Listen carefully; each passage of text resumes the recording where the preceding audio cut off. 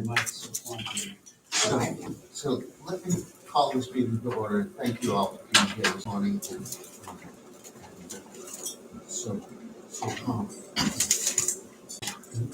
me just make this one comment, which is this.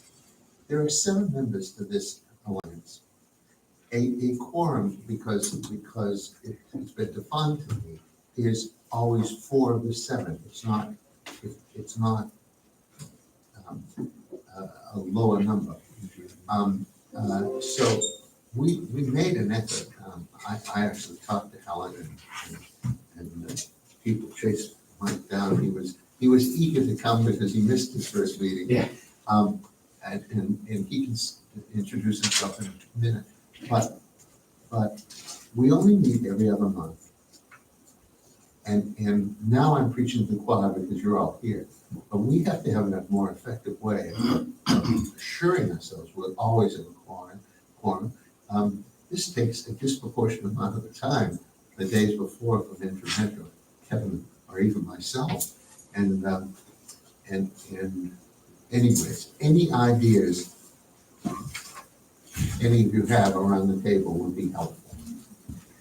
With that, The only thing I think we have to do the person, right? Correct? yes, No, that's the problem. That's the issue, because hybrid has become more of the way to get a higher level of attendance. Mike? Yeah, because the public board, Right. Whereas other boards, that's not an issue. Right. You know, we have the live stream, record it, and do it all in person. Yeah, we're on live stream now. Right. Okay, that's fine. Yeah, but you remind everybody about that. We're on live stream and record. Yes. By now, everyone hears this now. We are, okay. And this says roll call. So, all the board members are here except for Rich Rosen, Michael Sept, and Helen Brooks, who have an excused absence. Has everyone had an opportunity to review the minutes of the July 24th meeting? Are there any comments or questions? Is there a motion to approve it? Second. Thank you. All in favor? Aye. Anyone opposed? Thanks. So we're going to move to the committee reports and governance. Tom Owen. Yeah, so we've had some changes in board members. So the discussion today is just to appoint committee members because we've had some faces being changed. So in this entity, we have 4 pursuant to the bylaws. There's 4 committees: executive, governance, finance, and audit. 3 of those are required by law, under the public authority law. Governance, finance, audit are required. Executive is another one that the corporation is authorized to form under its bylaws. In this entity, all members of the board are also members of the committee. That's how we have done it historically. So anyone is part of every committee. And then in the bylaws, the board appoints the chair of each of the committees. So the resolution before you here is just to recognize, again, now that we've had new members coming in, that everyone is a member of every committee, and that the board has appointed these following members to be chair. Alan is chair of the executive committee, Laura is chair of the governance, Alan is chair of the finance, that's not any change, and Rich is not a change. That's the other Alan. That's chair of the audit, yes. If I could get a first and a second, this resolution will just recognize and then memorialize, so to speak, these appointments and the constitution of the committees. That's it. If I can get a first. Michael, great. And a second. Al Alexander, and a vote. All in favor? Aye. Anyone opposed? Thank you. Great. Thank you.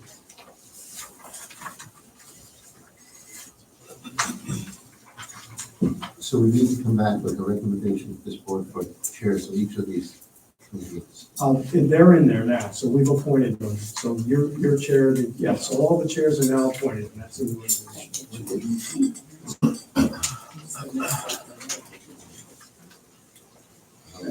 Great. Alan, in finance? Sure. So hopefully everybody had a chance to review the year-to-date financials for the Alliance comparative to a year-to-date budget for 8 months as of year-to-date August 2024. As you can see, our total income is $5.389 million versus a budget of $2.1 million, primarily due to the stage grant income which we received for $4 million and additional $800,000 we received from Albany County, which is $300,000 more than the budgeted $500,000 level of support. And then from the expense side, we are just other business expense, we're under budget by $44,000. Salaries were under budget by $190,000. I think that will rectify. I think we hired some folks in the middle of the year, so that's going to stabilize, and I believe that there might be some more positions that we would look at. From change in that position, we're 4.4 million versus a budget of 25,000. Again, most of that, 100% of that is due to the stage grant income. So, from a cash position standpoint, we're strong at 5.1 million. And in fact, in August, the Lions reinvested 3.5 million into a 3-month CD at KeyBank, which earning I think decent interest, 4.25, which is pretty good considering they just cut the rates 50 basis points. You can expect that number to come down for the banks if it hasn't already. And so that's the report relative to budget, Mr. Chairman. So all these numbers went out to everyone before the meeting. Does anyone have any questions for Alan? Alan?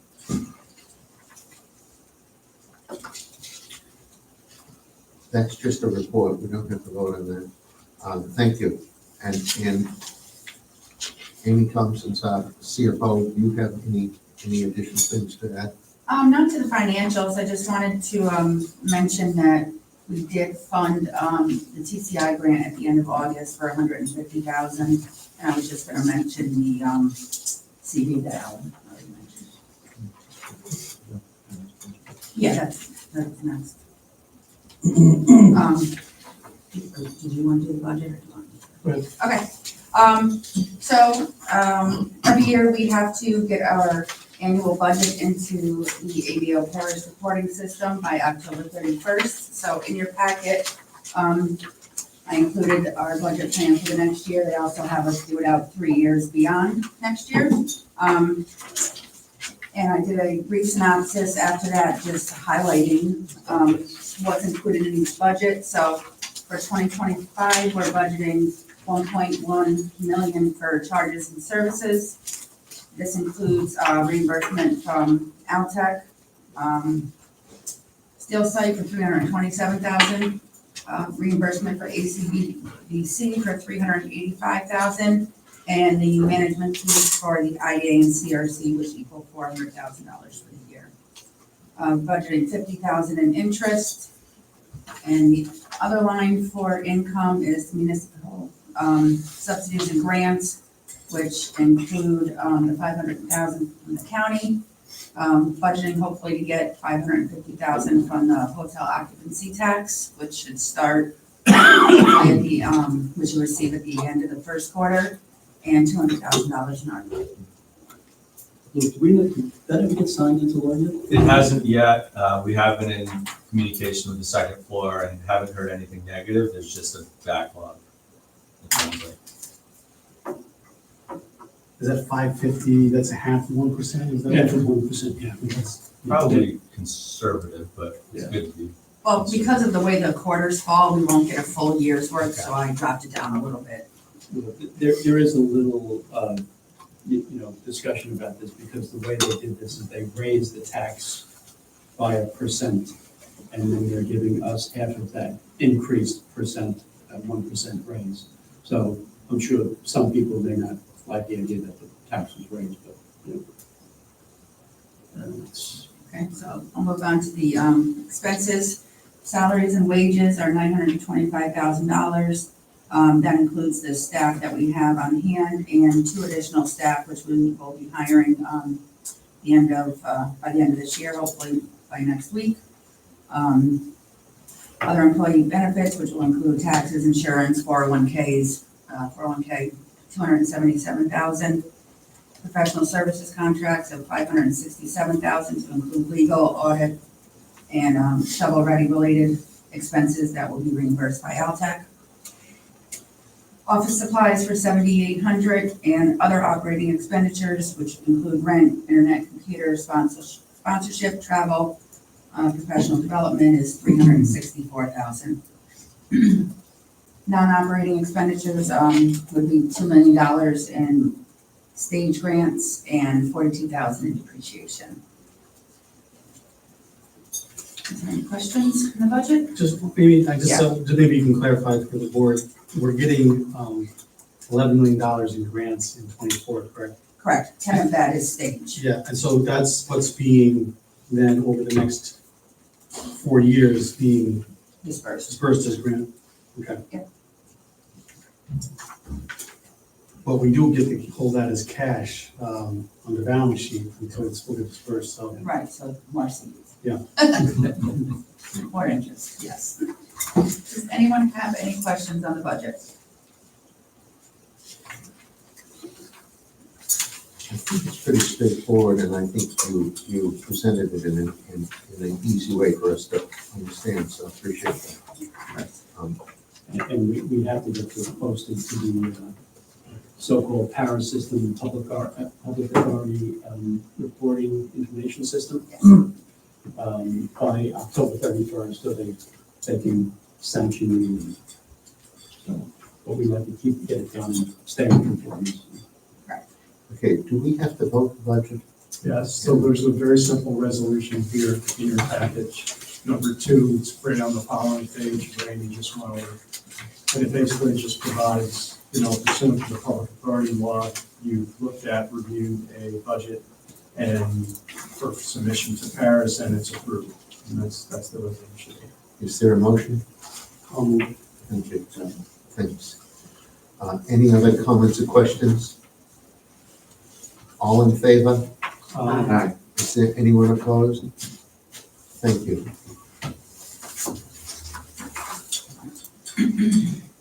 So let us move on to the CEO report. Thank you, Alan. Good morning, everyone. As you know, in keeping with our one-stop shop, that was identified in the strategy that the county executive had commissioned. All county economic development things are kind of sort of coming under our umbrella. The most recent of which is the Albany County Pine Hills Land Authority. This is the authority that the county executive had called into existence in response to the closure of the College of St. Rose and the ultimate disposition of those properties. I'd like to introduce everybody to Dylan Turk, who hasn't already met him. Dylan is, our community development and project development guy. Comes out of the city of Troy, did some great work over there, and we'll just kind of walk you through where we are to date. Maybe Antoinette, if you could turn that slide around. Testing you. He is testing. May want to hit I don't know. If you download it, then it'll give you the Hopefully that won't take long. Sure. How's everybody doing? Yeah, it's a stretch for me. All right, there we go. I believe I gave a presentation of sorts, an overview of this at the last meeting, but I'd like to update everybody on what's happened since then. As Kevin alluded to, we've had our first meeting. The board members have been selected, and it's actually a really tremendous board, so we're very, very thankful for that. We have a lot of different experience on there. Nick Mazza is the chairperson. I think we actually went over this slide at the last meeting, so I don't know if everybody remembers this or not, but just to go over really quickly, the purpose of the authority. We were created essentially to repurpose the entire campus. We were given the ability to bond up to $80 million. That's capped. Obviously, the decision-making in terms of what happens to the campus at the moment rests with the college.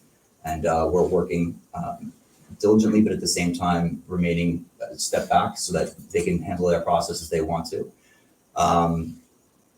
The basic purpose of the purpose of our organization is, or the authority is going to be to dispose of the property in a very beneficial way to both the community and to the county taxpayers. And to do that, we plan on having a pretty standard sort of planning process, comprehensive planning process, which is, if you think about it, you don't get an opportunity to do very often in the middle of the city.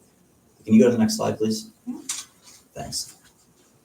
So this is just a quick overview of who the board members are that have been selected. As I was saying before, Nick Mazza is the former county manager from Livingston County. He's a very engaged guy, lives in the neighborhood, and is very in tune, I think, with what we're trying to do. He's been through the process before, over 20 years at Livingston County. Everyone knows who John Nigro is, most likely. He's the vice chair, a lot of development experience locally. And then we have, Allison Walsh is with ESD.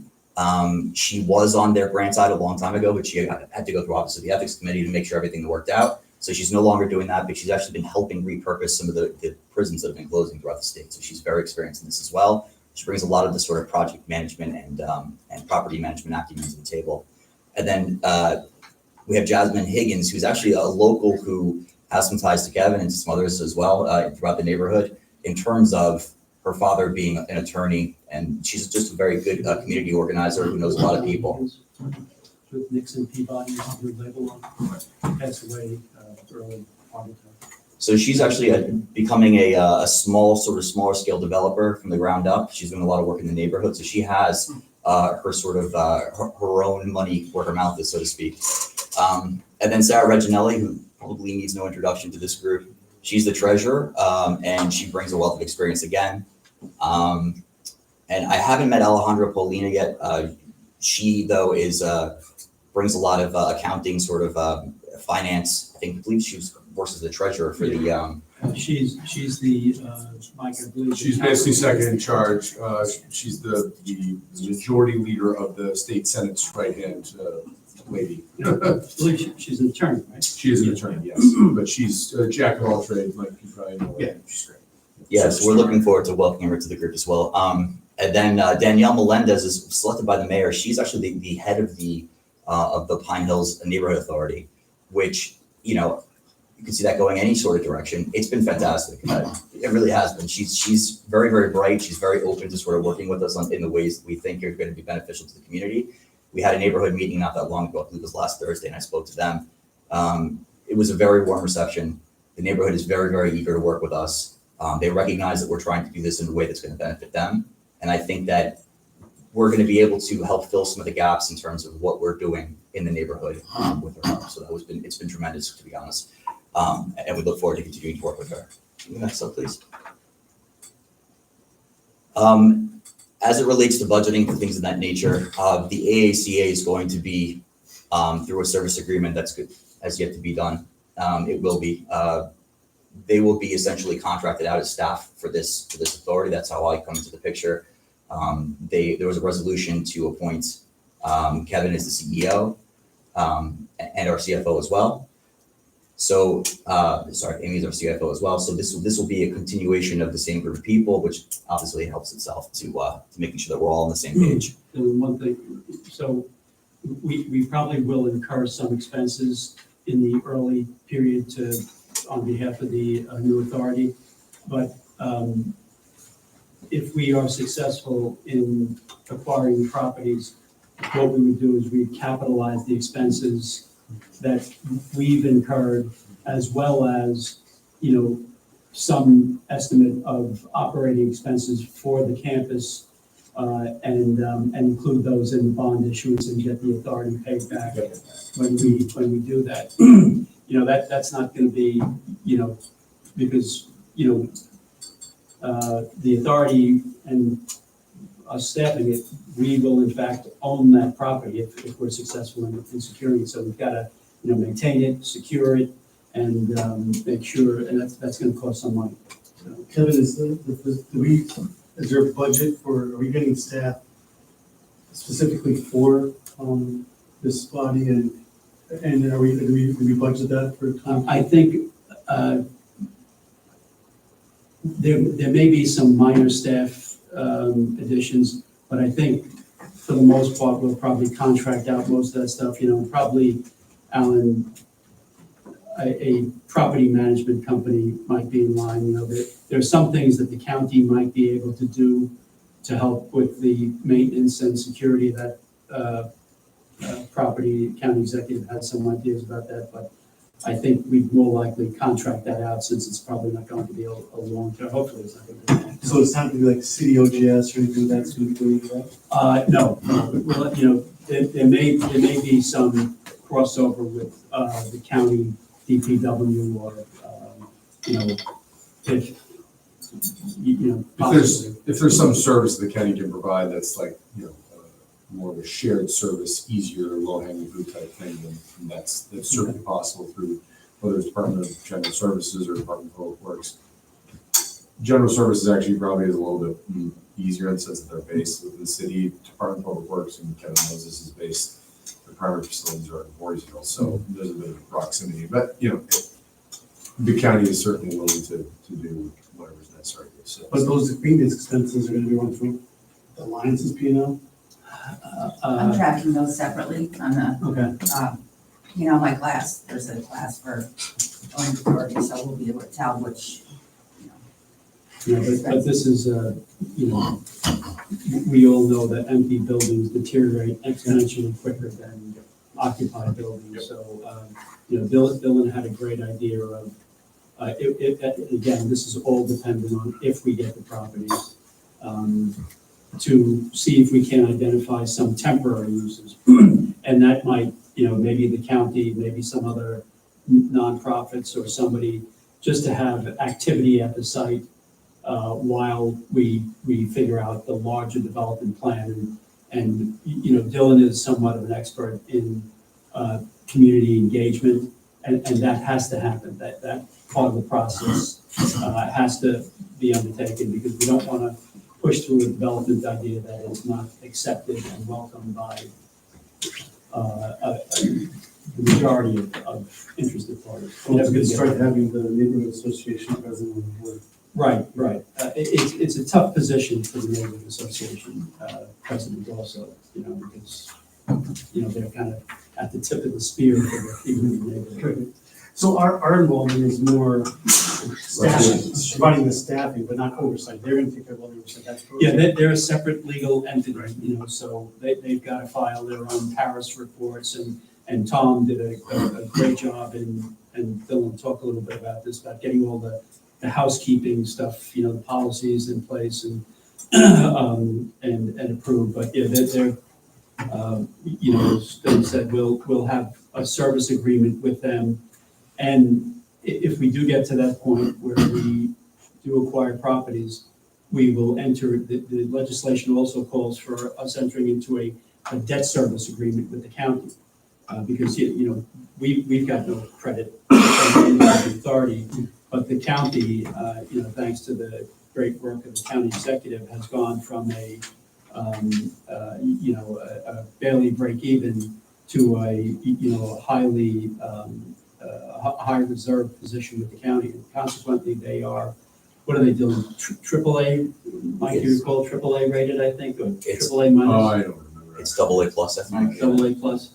So it's thought that if the authority issues paper, it would be one notch down from there, because it is not the full faith and credit of the county, but it's pretty darn close. It would be a debt service agreement between the authority and the county that would pay the debt service. And the single A issues, so we should be able to get a bond for that. Oh, yeah, and we've talked to an underwriter, and they've told us that this would be very attractive paper, probably go out tax exempt, notwithstanding the current interest rates. They were thinking 3.5% to 4% tax exempt rate. But there would be great demand, probably take 60 plus or minus days to issue the paper. So, it gets to the fact that we may be viewed as a very attractive buyer, because, the three things that the way I look at it, we've got certainty of funds, we can act quickly, and we want to buy the entire campus. Who's controlling the sale now? The college, but they've hired an outside real estate group, national group, JLL, it's the old Jones Lang LaSalle, right? Thank you. And they've got their work. Dylan is out now, and we're kind of sort of expecting back at the end of the month, this month. We're hoping, yeah, I think it works to our benefit as well. They're going through their own process that they thought would be the best way to potentially repurchase the properties, and we're just doing our work diligently so that if it comes back to us and we get to purchase the properties ourselves, we're gonna have everything set to hit the ground running. So I think you might find that it's a tough situation right now. You can't really break up the properties too easily. They could try to do a lot of different things. It's not zoned the easiest way for them to work with. If you're a developer, obviously in this environment, you're looking for certainty, you're not going to get it most likely here. So I think that this has to go through this process to some degree. And we have the right board, we have the right experience in terms of staff. And I think if we have the funding in place, we can pretty much do what needs to get done here. And this could be a great model in the future for other colleges as well. Is this new board going to be negotiating directly with the college? It will, tentatively, there's a negotiating group that's comprised of myself, one of the attorneys that the authority has engaged, Harold Island with Greenberg Traurig, and Dave Riley, who's the director of budget and finance for the county. He's got, significant experience in Wall Street and public finance and so on. So, but ultimately, it's the authority's decision. They're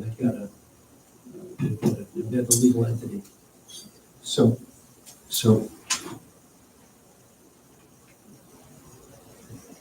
the Pine Hills, whatever the rest of it is called, has to be up and running. It has to negotiate. It has to do the bond deal.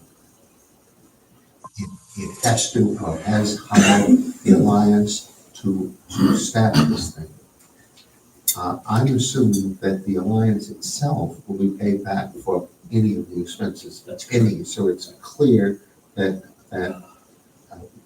it's not coming out of, ultimately, it's not coming out of our budget, even if on an interim basis we advance some money.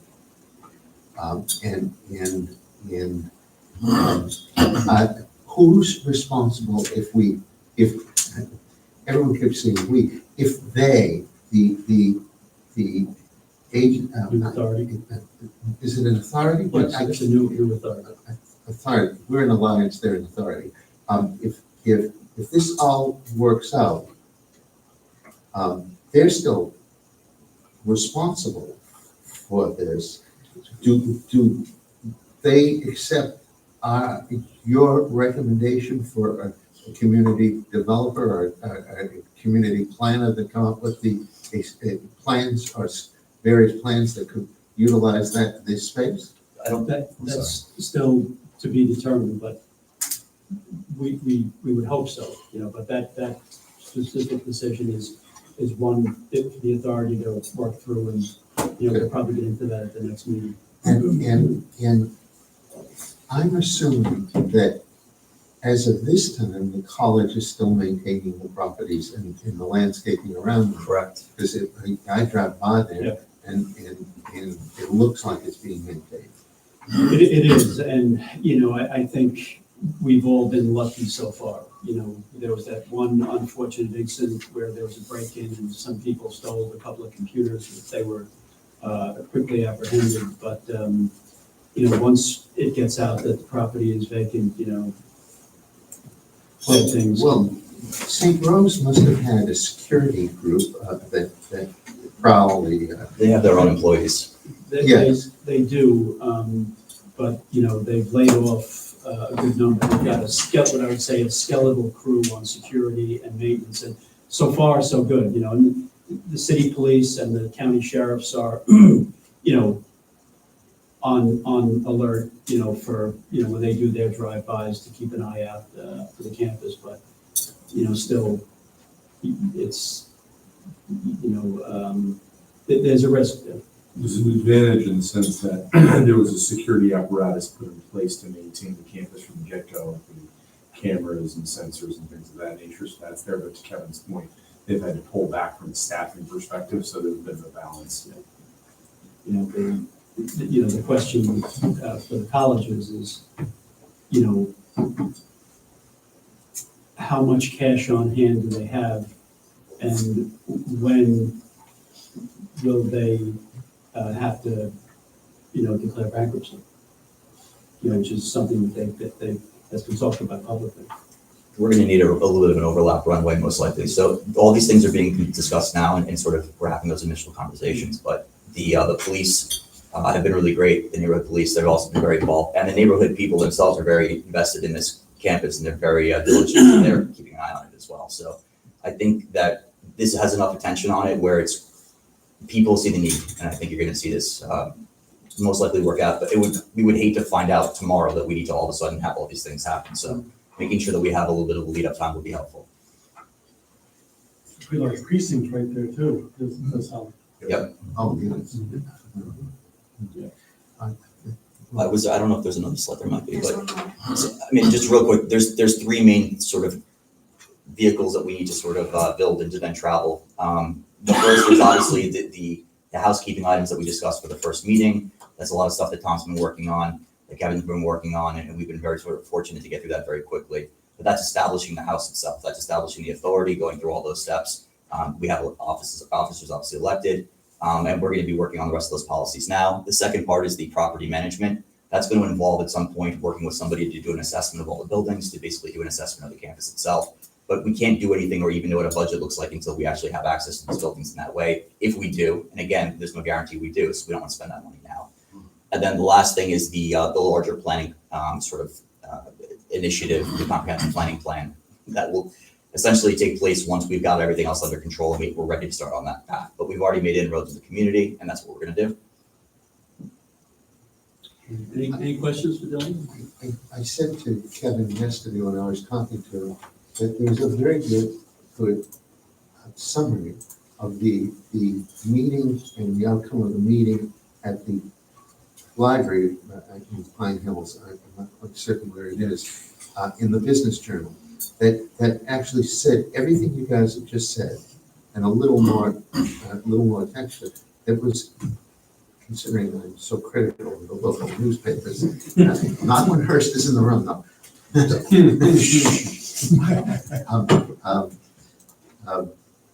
But it was very well done. If you want to look back, it's not this week, but it was last week, I guess. Yeah. Well, thank you. Yeah, Luke I think did that one with Nathan. Any questions for Dylan on that? This is going to be something that you'll be hearing about in the coming meetings, and I'm sure in the paper as well. This is a high-profile project, and it's probably going to be in the paper. So we'll try to keep you as informed as possible along the way. We do have one kind of housekeeping thing, but maybe we should go into the Altech thing first. Clayton Besh is going to just walk us through this. Is the single best industrial site we believe we have in Albany County, which is the former Altech Steel site. And Clayton's just going to walk us through the kind of overview of the plan and what's likely in store. Now, this is completely the Alliance project, so this is all under your direction here. So, Clayton? Thank you. Thank you, everyone. As Kevin said, we recognize this is a very important site in Albany County for redevelopment. I think at last meeting, we discussed that the DEC, the Department of Environmental Conservation, shared a letter with us that would protect us from any future environmental liabilities for ourselves and whatever developers we brought on site, which is very exciting because that means that there will be no environmental liability surprises going forward, which is sometimes a problem. The other important thing that's happening soon will be that we're in the process of acquiring the site from the county in January for $0. And we're also in the process talking to the town of Colony to assure a tax exempt status while we're redeveloping the site. Next page, if possible. The process for remediation. DEC is, we've been communicating with them regularly. They're in the process of finishing up their plan for cleanup. Those will be the last steps for the things that need to be done before we can bring in a tenant. The plan itself will be finalized in the spring. And if we choose to allow them to continue, they will continue to refurbish that site with state monies. But if we do take up responsibility and choose to find a partner who will help develop it, the DEC is very supportive of that effort, as the letter suggests. By bringing in a partner, also they'll be able to utilize very generous brownfield credit program or cleanup program tax credits, which will attract, I think, professionals.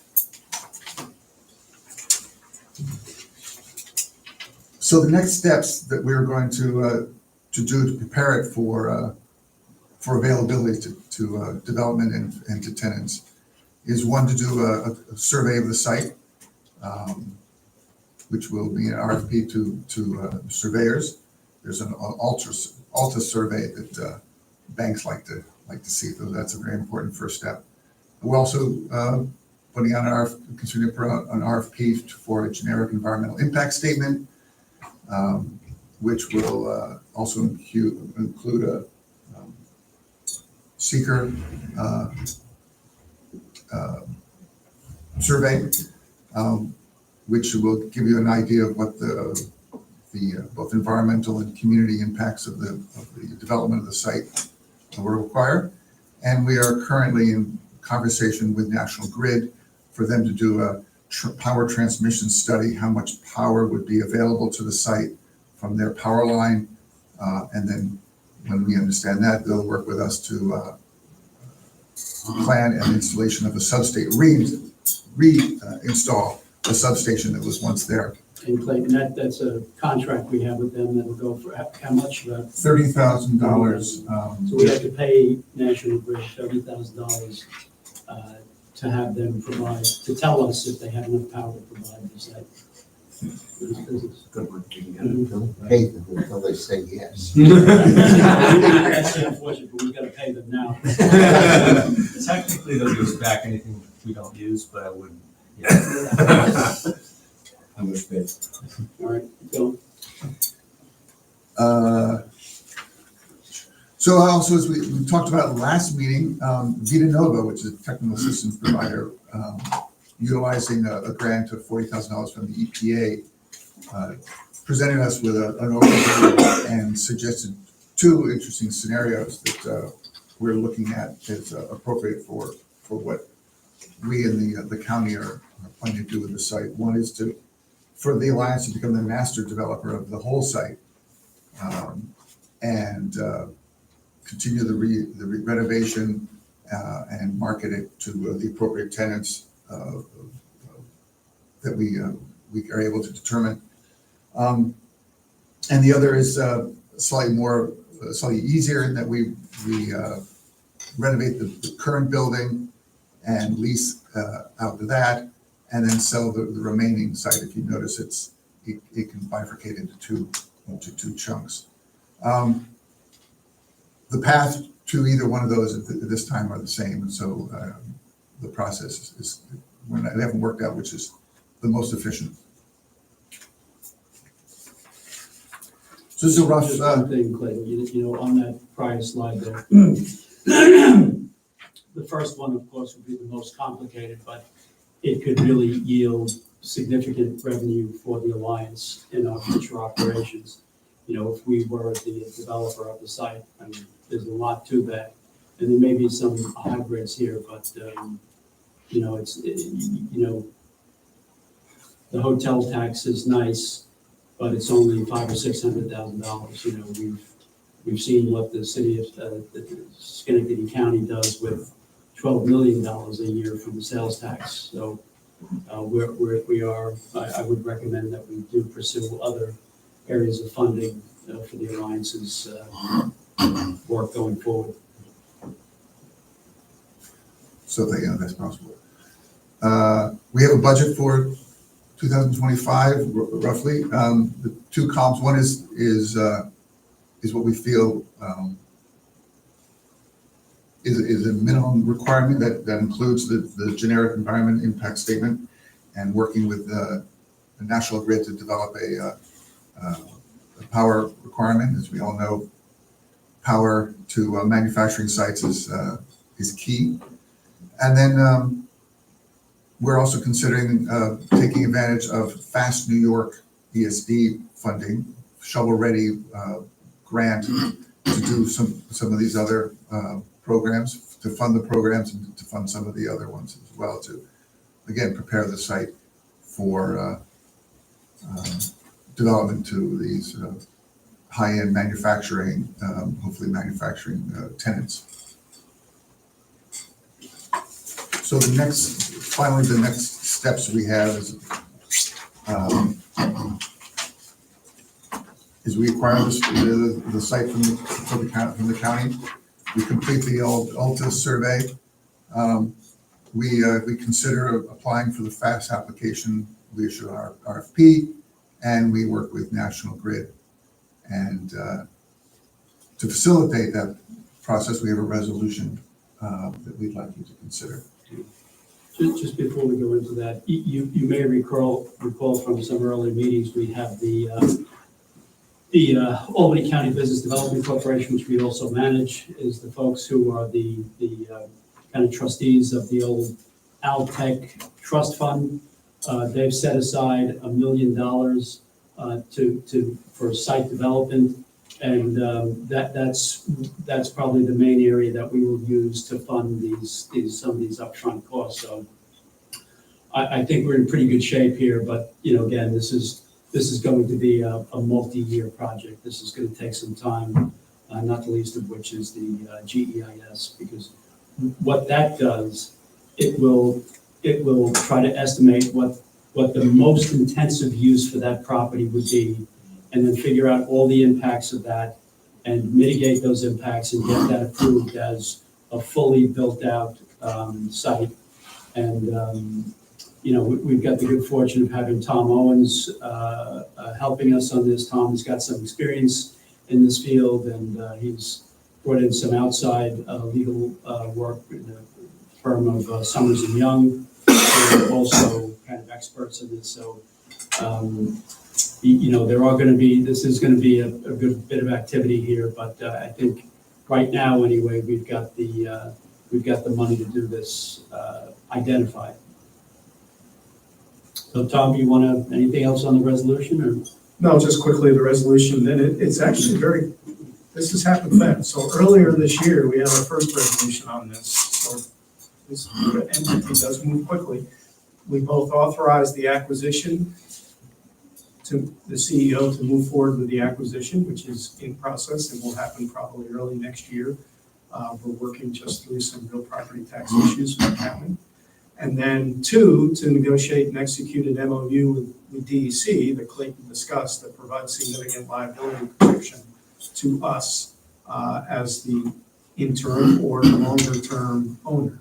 And both of those now are done. And so as Clayton talked about, this resolution here is very simply to authorize our CEO to both apply for and then accept grant funding to support this project. That's it. Luke Rogers was involved in the early development of this. This is, directly coming to us as an initiative from the county executive. And Luke, anything you want to add before we vote on the resolution? Just that, we've been talking about this site a lot, and we really wanted to give the board a concrete idea of what next steps are. See that beautiful Plug Power facility up there? That happened because the pre-development work was done. The GEIS, the seeker was done. So you have a great project, but it's time sensitive. you don't have the time to go through a year of planning. And so this sort of pre-development work is a real value add that the Alliance can work on. It's likely that transportation is gonna be one of the issues that comes up. These are the, if you will, egress and, the access to the site is through residential neighborhoods on both sides. When we met with the town, when Luke and I met with the town supervisor, he raised that. So, and there is a conceptual plan for commercial traffic to be routed through a different route. So that's something that'll probably get ironed out through the GEIS process. Yeah, also. because it makes sense. On the budget page, there were two budgets. One is what we think makes sense to do just with our resources. The other, like potential planning for that alternative route, potential engineering for street work, is if we're able to get grant funding, it just accelerates the process. And that's what that second column is if we're successful with fast track B is the pre-development phase of that. It allows for up to 500,000 in applications. We certainly can justify that amount. So I think that's what we'll likely put in for. Right. So, this is going to be a big initiative for us, and just you've been hearing about this. But the plan for this is to get companies moving in here, consistent with the county executive strategy on alternative energy, green technology, and so on, that have a high capital investment and create high numbers of manufacturing jobs. There are any number of developers that would take this site over in a heartbeat to do warehousing and distribution here, but that's not the best and highest use for this site. Those are lower paying jobs, lower job numbers, and lower capital investment. So, we're going to do this the way that's in the best interests of the people of the county and keeping with the county's economic strategy. We need a motion to approve the resolution. Everyone have an opportunity to glance at it. Is there a motion? So moved. Thank you. Thank you. In a second. Any other comments or questions for Tom or Kevin or Clayton? All in favor? Aye. Is there anyone opposed? Thank you very much, and thank you, Clayton, for the presentation. Mr. Chairman, we do have one kind of housekeeping amendment here that I'll turn over to our council. As you know, the Albany County Land Bank cohabitates with us here. They've had a change in leadership and doing some different things. They're going to keep their interest in the reception desk, but move upstairs to floor 6. And so we have to renegotiate our sublease with them. So, Tom? Yeah, basically, it came late, just this week, we got the agreements, but basically, the resolution before the board would be to authorize the CEO to basically terminate the sublease agreement that would allow the land bank to move, and then amend the shared services agreement. We have a shared service agreement with land bank pursuant to which they pay us, the Alliance, for certain services. They share our receptionist cost, and we provide the parking and the ability to use this conference room for their board rooms, and they pay us for that. So those would be the amendments. It would be a termination of the sublease, and then an amendment of the shared services agreement. Again, I apologize, we didn't get it in time for resolution. It just came in yesterday, but that's what we would be authorizing the CEO to do. So we would like a resolution authorizing the CEO to terminate the sublease with the land bank, and then amend the shared services agreement. Is the rate of the services cost going to stay the same? It hasn't changed. Okay. And in fact, it's a little better for us in the sense that we reworded it to basically cover, we used to have a fixed fee in there, but fees change every year. And basically we changed it to recognize and then capture any adjustment moving forward. So So, as Tom suggested, can we have a resolution to move ahead on this? Thank you. Second. Great. Again, any other comments or questions? All in favor? Aye. Anyone opposed? Thank you very much. Does that open up space for you here, Kevin? Yes, yes, it does. We're a little cramped here and, you know, with some of the other things that we've got going, we're bringing on more staff and that'll help a lot. One last thing on this, Mr. Chairman, as the board knows, and maybe some of our new board members don't know, the Albany County Legislature identified, is it $1 million even, Luke, for the cultural? Yes. Yeah, identified $1 million for the Alliance to assist area cultural and art organizations in their recovery from the pandemic. And we're in the process of getting that initiative off the ground.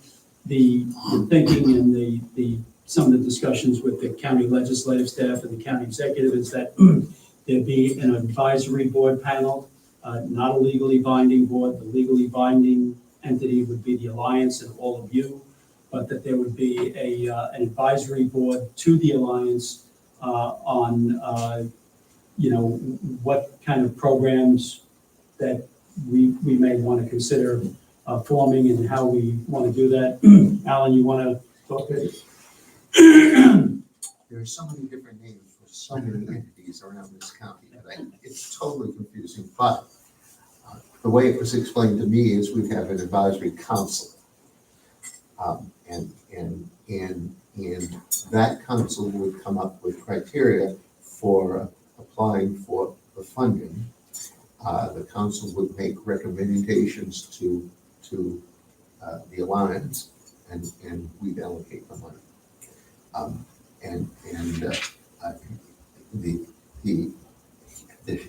Luke had a framework when we had the work for AACA earlier last year, and we're going to work out something similar to that. So that we're going to try to keep this as simple as possible. The funding came at the initiative of the county exec, but through the county legislature, and Joanne Cunningham has recommended one member, and I'm unclear as to whether that's the same member that Wanda Willingham, two different, okay, which is fine. We're going to try to keep this to 4 or 5 people. It'll be 5 to 7 people. It won't work out the same way. We'll just have more talk. As Kevin said, it will all come back to us around the board table here. Is there anything else, Kevin? No, that concludes my remarks. Before we go into executive session, is there anyone would like? We do One have more resolution. One more resolution. I think maybe Kevin probably we need it, at least to start, stage application. Yeah, so we have a stage application for, we have some new board members in the room, so I'm just gonna punt it to Luke for 1 to 2 minutes to just explain what actually the stage program is, why it was designed, and what we've accomplished so far. We'll do 1 minute, but so the stage program is, you've heard a lot about it today through budget, through others components of this meeting. It's a grant program initiated by the county executive and the county legislature, specifically targeted at one of our strategic industries, which is sustainable manufacturing, clean tech, clean energy manufacturing. We have had 2 applicants go through and be awarded funding. There's a 3rd on the agenda today, and we have a good pipeline of projects in the queue. The process, the way it works, it's administered, it's county funded, administered by Alliance staff. So we created an application and it's reviewed. That's what you see in front of you. It is then presented to the board for endorsement and approval, and then goes one step further because it's county-led program and county funding. It then goes to a county committee that was created by the enabling legislation. So this is sort of step 2 of that process. If it is approved today, it would then go to the county for final approval, and then the grant funding would be administered by this entity. So I'll turn it to Kevin to speak to the actual application. Thank you, Luke. So many of you are probably familiar with the company out in Voorheesville, Atlas Copco. They used to be Comtech. They were bought by Atlas Copco back in the 80s, and they are going through major expansion out of their site. They're currently at about 100,000 square feet. They're looking to put on a 53,000 square foot high bay addition, and the reason for that is they want to move the GT compressor business to America. There's currently nobody making compressors of this size in America. Clayton and I went out and toured the facility, and basically these compressors are a bus, maybe bigger. So right now they're currently built in Germany for US use. They build them, they take them apart, they put them on a barge, they ship them over to America. They either put them together at the site in Voorheesville, there's 2 other sites that they have in the country, or they push it right to the end user and they install it on site, and what could happen with that scenario. So these large compressors are being built specifically for carbon capture and storage projects. High pressure compressors are used in production of industrial scale heat pumps and support the growing green hydrogen area, as they are starting to work on some compressors with plug power in order to produce hydrogen. They initially applied for $1 million. Luke and I have talked about this a number of times. As we go through the scoring matrix and the criteria, it absolutely is consistent with the county executive or the county's economic development strategy, manufacturing industrial powers and power tools and assembly systems, and they've been here since 1980. Very strong company. They're going to create 55 new jobs once the project is complete. That is not counting construction jobs. They're going to use a contractor that they've used for other sites around the area out of Ohio, Geis Construction. They're doing a project for them out in Western New York. They currently have 255 employees. So when we look at retaining 35, one of the things they talked to us about when we were out there was across most industries, efficiencies are key. And if they don't do the project here, there may be a little bit of job loss, mostly due to, large companies looking to be more efficient and ultimately more profitable. So 255 jobs currently, and expecting to add 55 over the next 5 years. They will run 3 shifts, 5 a.m. to 1 a.m., 6 days a week. They have tiers in each job category. They have 3 to 5 tiers, so you start at 1 and you move up. Level of investment, we're looking at $40 million investment in Albany County. Project viability, this is going to be big. Even if the compressors, for whatever reason, don't work out, once this facility is built, it's a high bay. They're going to have cranes, they're going to have all kinds of lifting equipment, and they will be able to produce very large compressors and other machinery here in Albany County, which is what we love to see. They're probably, in talking kind of off the cuff, they're probably looking at about a 40 to 50% increase in revenues that they would produce at that site. Looking at the scoring matrix, you needed the total number of 15. We have scored at 17, and the recommendation, again, from Luke and I, who've been working closely on this project, we are recommending a grant of $500,000 to support this project out in Voorheesville. And Tom, we have a resolution to that effect. There is a resolution, and as Luke and Kevin both said, we don't actually award it. This is our recommendation that gets forwarded to the stage committee, which is created under the law by the legislature. So they will actually make the determination as to the funding amount and to the award. But this is, you're approving the Alliance recommendation to that committee.